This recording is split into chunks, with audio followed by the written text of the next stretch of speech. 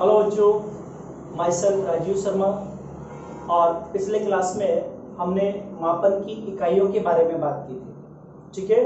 और आज मैं जो बात कर रहा हूँ वो भी एक इकाई है जिसको हम कहते हैं टेम्परेचर। अब टेम्परेचर यानी ताप को हम डिग्री फ़ारेनहाइट में भी प्रदर्शित करते हैं, डिग्री सेंटीग्रेड में भी प्रदर्शित करते हैं, केल्विन में भी प्रदर्शित करते हैं।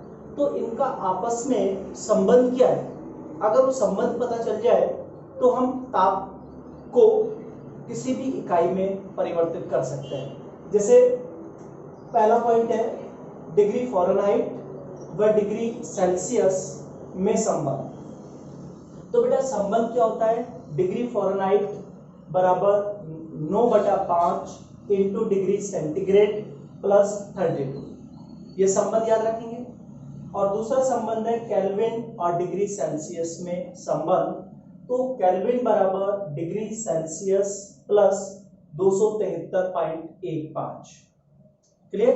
अब मैं इन दोनों रिलेशन पर न्यूमेरिकल ले रहा हूं कि 25 डिग्री सेंटीग्रेड को डिग्री फ़ारेनहाइट में परिवर्तित कीजिए। 25 डिग्री सेंटीग्रेड को डिग्री फ़ारेनहाइट में परिवर्तित कीजिए।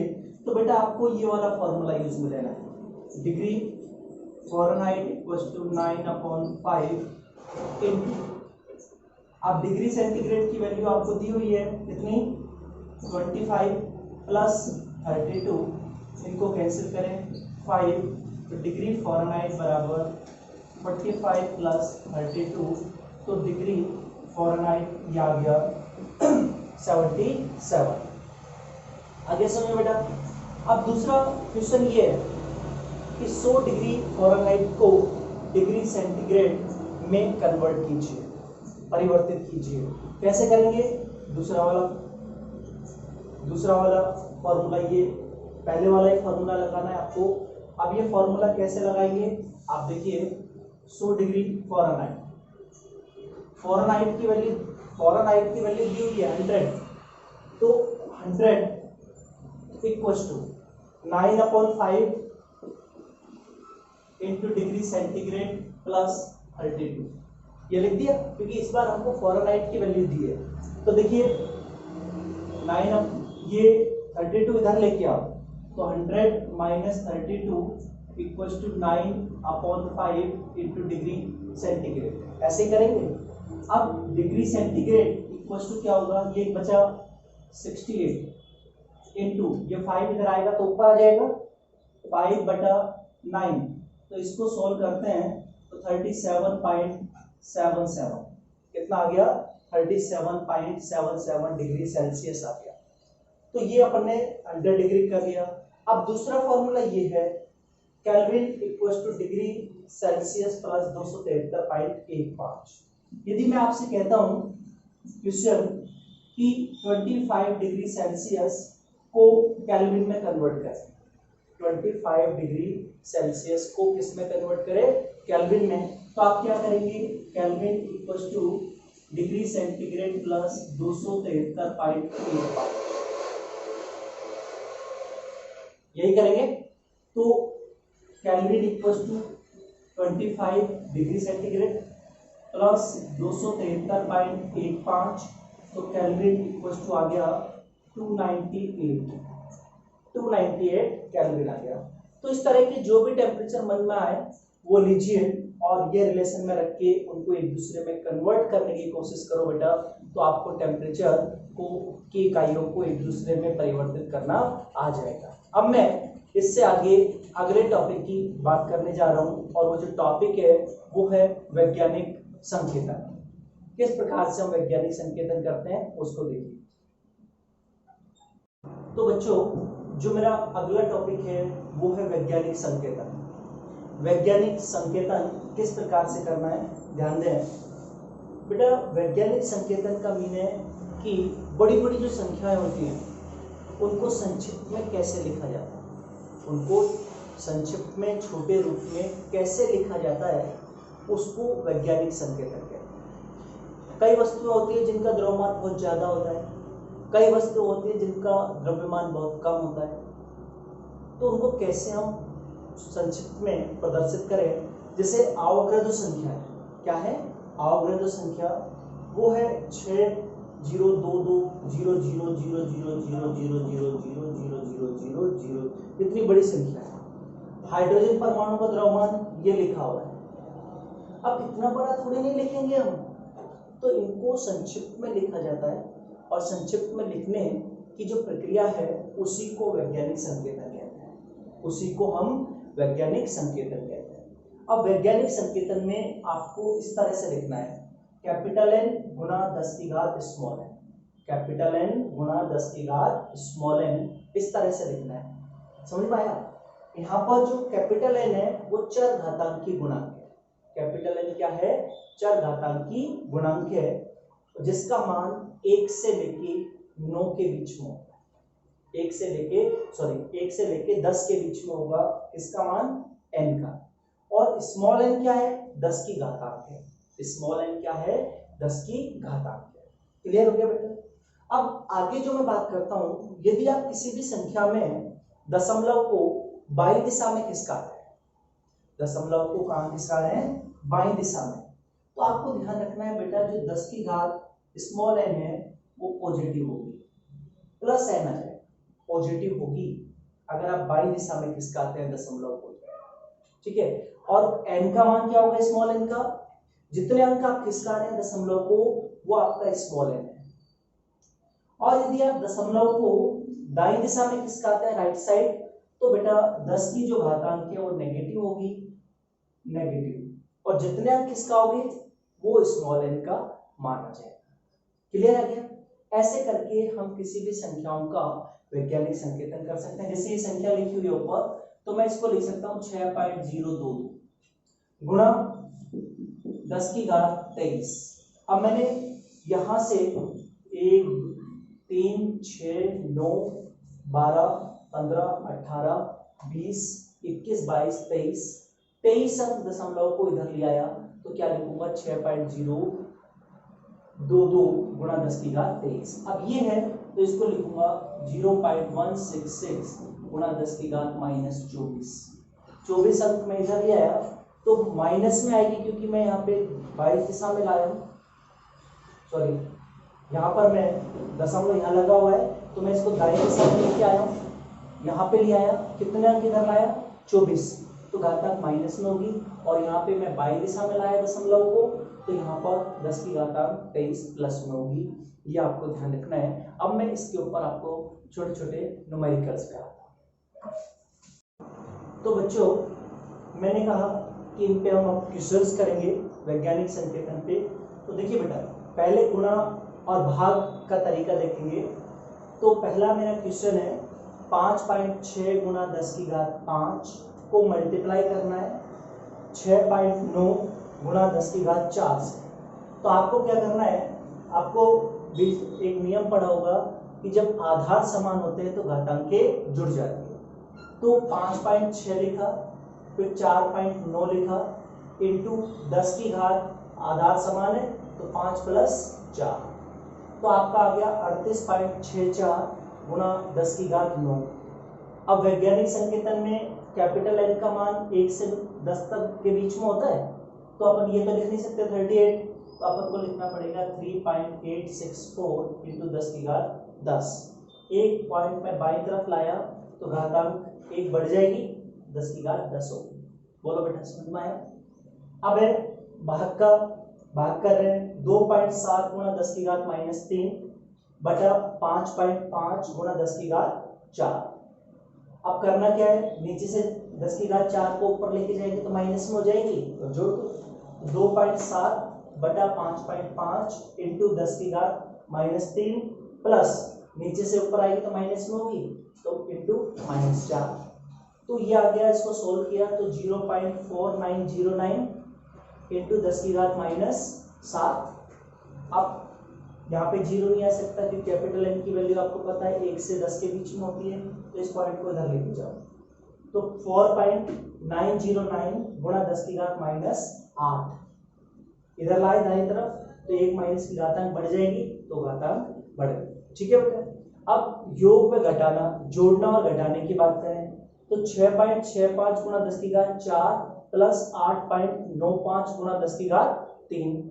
तो बेटा आप इन दोनों को पहले इनकी जो घातांक है 10 की वो सेम करें, चर घातांक सेम करना होगा। तो आप इसको ऐसे लिखें 6.65 गुणा 10 की घात 4, 6.65 गुणा 10 की घात 4 एज इट इज। इसको जब लिखेंगे तो पॉइंट को इधर लेके आओ, और पॉइंट को जब बाईं दिशा में खिसकाएंगे तो घातांक एक बढ़ जाएगी। तो मैंने लिखा 0.895 गुणा 10 की घात 4। इनको जब हम जोड़ते हैं तो 7.545 गुणा 10 की घात 4 ये एज इट इज आ जाएगा। आगे सुन, माइनस करना है 2.5 गुणा 10 की घात -2 माइनस 4.8 गुणा 10 की घात -3। तो इनके भी चर घातांक समान करो, घातांक जो पावर है उसको सेम करो। तो 2.5 गुणा 10 की घात -2, इस पॉइंट को इधर ले आओ तो प्लस में एक बढ़ जाएगी, बाईं दिशा में दशमलव खिसकाएंगे तो 0.48 गुणा 10 की घात -2 हो जाएगा। इसको प्लस करेंगे तो 2.02 गुणा 10 की घात -2 आ गया। इस तरह के मैं और भी न्यूमेरिकल्स आपको शीट में दूंगा, वो आप खुद करिएगा बच्चों, ठीक है। अब मैं इसके बाद अगला टॉपिक लूंगा। Thank you. तो बेटा अब मेरा जो अगला टॉपिक है वो है सार्थक अंक। सार्थक अंक क्या होता है? तो बेटा आप अपने दिमाग में रखिए, किसी भी संख्या में उपस्थित वह अंक जिसका अपने स्थान पर महत्व होता है। किसी भी संख्या में उपस्थित वह अंक जिसका अपने स्थान पर महत्व होता है उसे हम सार्थक अंक कहते हैं, ठीक है। आगे समझ में। अब सार्थक अंक ज्ञात करने के कुछ नियम होते हैं बेटा, वो नियम आपको ध्यान रखने हैं। उनमें से हम बात कर रहे हैं नियम फर्स्ट, पहले नियम की बात कर रहे हैं। पहला नियम यह है कि किसी भी संख्या में जितने भी अशून्य अंक होते हैं, किसी भी संख्या में जितने भी अशून्य अंक होते हैं वे सभी सार्थक अंक होते हैं। क्लियर? जैसे मैं बात करता हूं 1234, इसमें कोई भी जीरो दिख रहा है क्या आपको? नहीं है ना। तो इसमें सार्थक अंक कितने होंगे? 4, 1 2 3 4। सार्थक अंक कितने हो गए? 4 हो गए। बोलो बेटा, पहला नियम समझ में आया। अब मैं दूसरे नियम की बात कर रहा हूं कि बेटा यदि किसी भी संख्या में अशून्य अंक के बाईं ओर, अशून्य अंक के बाईं ओर जीरो है, शून्य है, तो उसे सार्थक अंक में शामिल नहीं किया जाता। जैसे 0.00123, 0.00123, तो आप देखिए अशून्य अंक के बाईं ओर जीरो है तो इनको सार्थक अंक में शामिल नहीं करेंगे। तो 1 2 3 कितने सार्थक अंक हो गए? इसमें 3 हो गए। बोलो बेटा, क्लियर? अब मैं तीसरे नियम की बात कर रहा हूं। यदि किसी संख्या में दो अशून्य अंकों के बीच में शून्य आता है, दो अशून्य अंकों के बीच में शून्य आता है तो उसे सार्थक अंक माना जाएगा। कैसे? 1.0012 ये लिख दिया मैंने।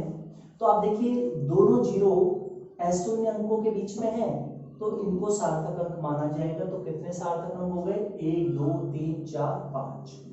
कितने हो गए? 5 सार्थक अंक हो गए। बोलो बेटा, क्लियर हुआ? अब मैं फोर्थ नियम की बात कर रहा हूं, और फोर्थ नियम क्या है कि यदि किसी भी संख्या में दशमलव के दाईं दिशा में, किसी भी संख्या में दशमलव के दाईं दिशा में शून्य आता है तो वह सार्थक अंक होता है। जैसे मैंने लिखा 11.0, मैंने लिखा 123.00, तो दशमलव के बाद में है शून्य तो इनको सार्थक अंक माना जाएगा। तो इसमें सार्थक अंक कितने हो गए? 3, 1 2 3, और नीचे वाले में सार्थक अंक 5, 1 2 3 4 5। ठीक है।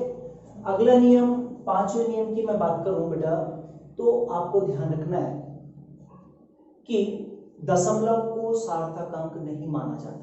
ऐसा नहीं है ये दशमलव भी जोड़ के बोले ना, दशमलव को सार्थक अंक नहीं माना जाता। कहीं आप दशमलव को भी सार्थक अंक में काउंट कर जाएं, ऐसा बिल्कुल नहीं है। अब जैसे मैं एक एग्जांपल लेता हूं 100, 100.0 और 100.00। मैंने ये अंक आपके सामने लिखे 3। तो बेटा अगर ऐसे लिखा हुआ है तो ध्यान रखना, अशून्य अंक के दाईं ओर अगर जीरो आ गया और बाद में दशमलव नहीं है तो बेटा उसे सार्थक अंक नहीं माना जाएगा, जीरो को। क्लियर? तो इसमें सार्थक अंक जीरो नहीं है, केवल एक ही है, तो यहाँ सार्थक अंक कितना है, एक है। और अगर 100.0 लिखा हुआ है तो ये दोनों भी सार्थक अंक हो गए, और ये जीरो भी दशमलव के बाद राइट साइड में है तो जीरो सार्थक अंक में आएगा, तो टोटल सार्थक अंक कितने हो गए, 4। अब इसमें सार्थक अंक कितने होंगे, दशमलव के बाद तो जीरो, पहले तो जीरो, तो सारी काउंट होगी 5। ये कुछ पॉइंट्स हैं जो आपको याद रखने हैं। आया बेटा समझ में? अब मैं इसके कुछ एग्जांपल्स की बात करता हूँ, ठीक है, ताकि आपको ये इजीली समझ में आ जाए। तो बच्चों ये मेरे क्वेश्चंस हैं, अब बताइए इसमें सार्थक अंक कितने होंगे।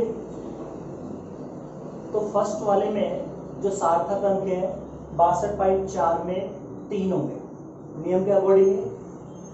सेकेंड 0.0405, इसमें सार्थक अंक कितने होंगे, 1 2 3, इनको तो हम काउंट करेंगे ही नहीं रूल के अकॉर्डिंग, तो इसमें भी कितने हैं, 3। इसमें सार्थक अंक बताइए 600.0, तो दाईं ओर जीरो है दशमलव के, और इधर जीरो है तो सार्थक अंक हो जाएंगे, तो टोटल कितने हो गए, 4। अब है 126,000 यानी 1,26,000, ये लिखा हुआ है 1,26,000। इसमें अगर सार्थक अंक पूछे तो यहाँ दशमलव है नहीं, राइट साइड में जीरो आ गया, एस शून्य अंक के दाईं दिशा में क्या आ गया, जीरो, तो इसको सार्थक अंक मानेंगे या जीरो को नहीं मानेंगे, तो यहाँ सार्थक अंक कितने मानेंगे, 3, केवल ये 3 सार्थक अंक है। फिर 3.0034, दोनों शून्य एस शून्य अंक के बीच में, तो सार्थक अंक टोटल कितने हो गए, 5, इनको सार्थक अंक में शामिल करेंगे। 3.0 में सार्थक अंक 2, 3.00 में सार्थक अंक 3, और 6.84 गुना 10⁸ अगर ऐसा आ जाए तो बेटा ये सार्थक अंक नहीं होते हैं, केवल यही है 1 2 3, इनमें अपना रूल लगाइए, इनमें अपने नियम लगाइए, तो सार्थक अंक 3। इसमें सार्थक अंक कितने, केवल इनमें लगेंगे रूल, वहां नहीं लगता रूल, तो 4 हो गए, सार्थक अंक हो गए आपके 4। इसमें सार्थक अंक वही 4 है, 4। इसमें सार्थक अंक दशमलव के एस शून्य अंक के बाईं दिशा में है 0, तो इसको नहीं मानेंगे, तो आपका ये हो गया 3, ये कितना हो गया, 3। तो ये मैंने सार्थक अंकों के ऊपर मैंने क्वेश्चन आंसर किए बेटा, ठीक है।